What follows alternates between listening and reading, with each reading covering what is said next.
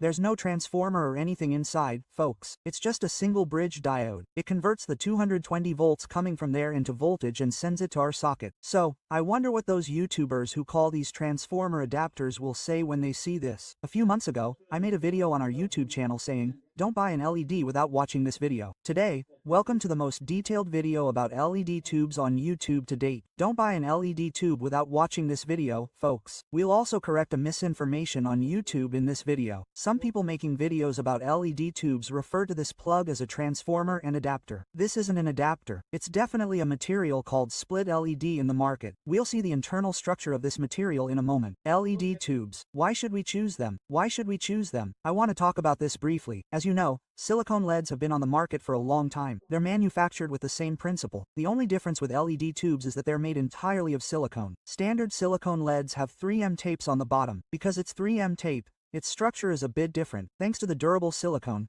we can use this LED outdoors in open spaces like balconies and terraces. However, there's a danger. I want to briefly mention this. As I said, this isn't a transformer. It's not an adapter. If it were an adapter, it would input 220 volts. It would output 12 volts. The switch's function is to convert the 220 volts entering the transformer to DC. Unfortunately, there's a voltage of 220 volts inside the LED. When we supply 220 volts to the input of these transformers, we get 12 volts from the output, which is how we power our LEDs. When we look at the structure of LED transformers, it seems unreasonable to even consider such a transformer inside such a tiny part. Now, let's talk about the quality of these LEDs. Quality is very important, folks. When you look at the LEDs you buy, when you examine the inside, you can tell whether they're good or bad by the LED structure. In other words, you can tell whether they're high quality or low priced. This is a cheap, single chip LED I'm holding. There are 2-chip and 3-chip versions. When we look closely, there's a burn-in spot on it. 2-chip LEDs have 2 dots. 3-chip LEDs have 3 dots. There are also 2-row LEDs, i.e., 2 rows of LEDs side by side. These are slightly higher quality, but a bit more expensive. When buying LEDs, you should pay attention to quality. How do we tell when you look at 3-pair LEDs? We look at the dots. There are 3 dots. When I look around this single LED here, I see 3 resistors. If this were a single chip LED, 1 would have been enough. If it were a 2-chip LED, 2 would have been enough. But since it's a 3-chip LED, you see 3 resistors. You can tell how many LEDs there are. For example, because this LED is a single chip LED, you can already see the number of resistors here. It's very limited. You can tell from this. One of the disadvantages of tube LEDs is that they don't come with 3M tape. As you know, other LEDs have tape on the bottom. You peel off the tape and stick it wherever you want. But unfortunately, with these LEDs, you need to use some kind of adhesive. I'll be attaching this to the bottom of our balcony. We'll use silicone to attach these LEDs.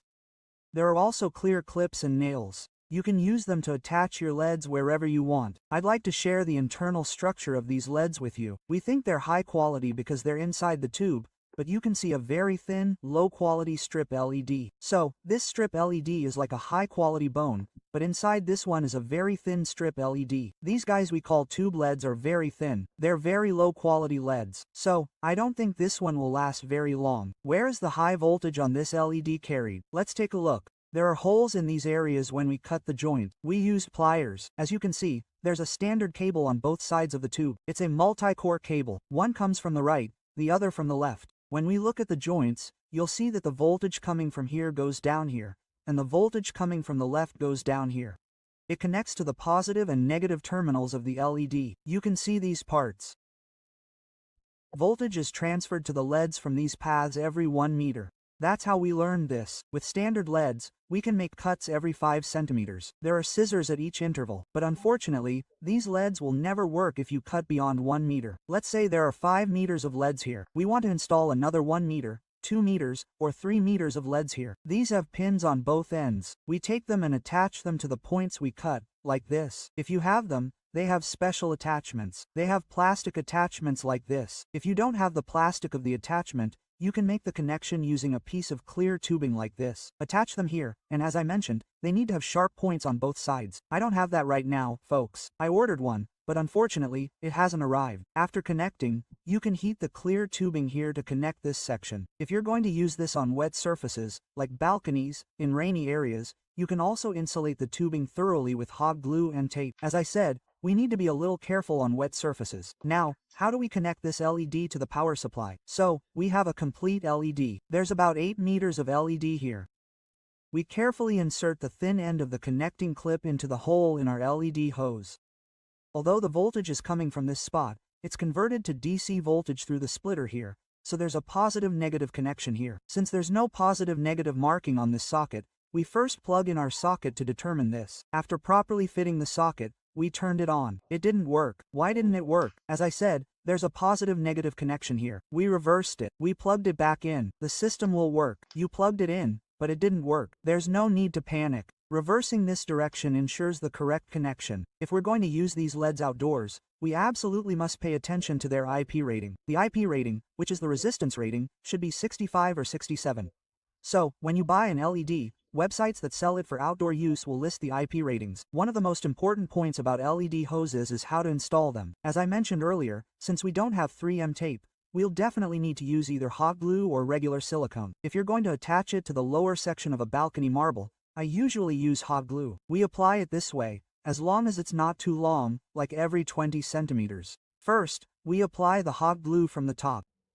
So, when you extend this area, the hot glue here will cool. There won't be any sticking. It's smooth. Now, after applying 20 centimeters of silicone, we ensure it adheres well. I'm assuming it's balcony marble. We wait for this area to bond and cool. As long as it's 20 centimeters on the other side, it shouldn't be more than 20 centimeters, as the silicone won't bond when it cools. You can easily attach it to your marble. You can use it for years this way. Nothing will happen. Since the balcony will be shaped like this, you can apply silicone from the bottom and stick it that way. There are also cable ducts. They're commercially available. You can find them everywhere. They have 3M tape underneath them. These tapes are very strong. You attach them from there. If you're going to stick it on a flat surface, it's perfect, guys. Look at it. It's as if it's made specifically for this. It definitely won't come off. So, you don't need to stick it there, but you can if you want. You can remove the tape at the bottom and stick it on neatly. Other than that, similar aluminum channels are also sold. Buying aluminum channels would be even more advantageous. Naturally, you'll also add a heatsink to the LEDs. That's another advantage. Now it's time for an application you won't see on YouTube. We'll see exactly what hardware is inside this split. It's completely glued,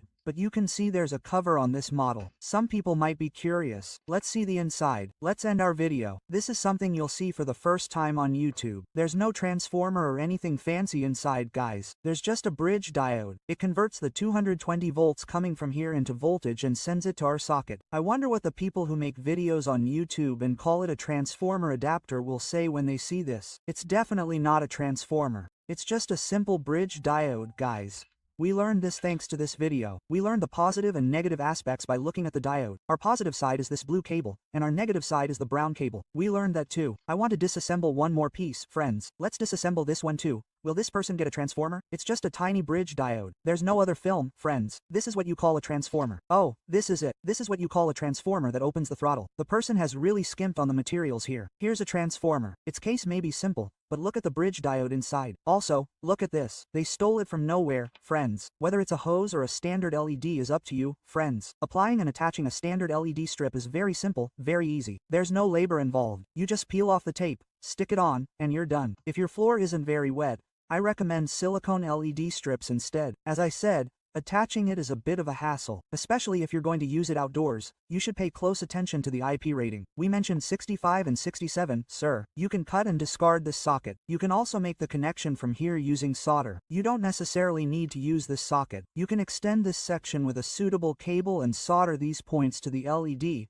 or you can make a connection. You can create a bridge diode yourself, and you can. Let's measure the output voltage. Let's end the video. The input voltage is 232 volts. Of course, since there's a slight drop across this diode, let's get our 232 volts as DCI. It drops slightly through the diode. It comes back to us as 210 volts. Every once in a while, about 20 volts are lost through the diode. You'll be wondering how many meters of LEDs we can power with such an LED split. According to the information provided by the manufacturers, we can run LEDs between 5 and 100 meters long through this split. As you just saw, there's not much inside. It has a diode like this. There's nothing else. Therefore, we can run a 5 to 100 meter LED tube. My advice is not to exceed 50 meters. I recommend using an LED tube between 5 and 20 meters. Let's try it out. If it works, you're good to go. Then, if you have hot melt adhesive, you can cover this section. If you don't, you can cover it with regular silicone. You can also cover it with hot melt adhesive. You can also use tape. If you're using the LED on a wet surface, as I mentioned, you need to be very careful with these sections. Just to be extra safe,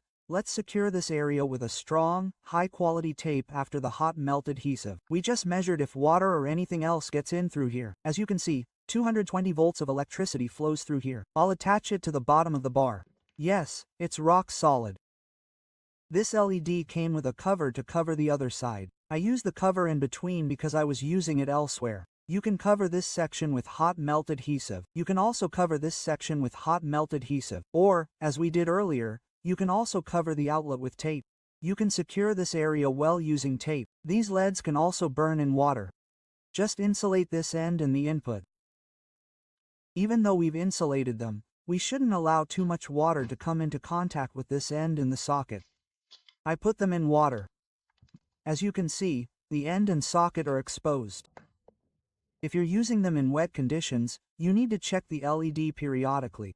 It's also a good idea to periodically check for leaks by holding a test pen over the LED after you turn them on. It could crack somewhere and cause serious problems if it comes into contact with water. These LEDs, unlike the ones we use at 12 volts, require a bit more care. It's important to check the LED's physical condition periodically. If any cracks occur, we never, ever use our LEDs in wet conditions. Before switching them off, how much power does a 10-meter long LED with a hose emit in 1 hour? How much power does a 10-meter standard silicone LED emit? Let's consider this as well. To make this comparison accurately, the chip structures of both LEDs must be identical. A 10-meter LED strip light consumes an average of 75 watts of electricity per hour, or 0.070 kilowatts in 1 hour. This is a bit high because it operates directly from 220 volts. A 10-meter LED strip light consumes an average of 55 watts. In an hour, our LED strip light consumes 0.055 kilowatts. In short, if you're considering purchasing an LED, it's helpful to know these figures. I hope this was a helpful video. There are dozens of similar videos on my channel. If you'd like to watch those videos in the future, you can follow our channel. God bless you. Goodbye. Take care.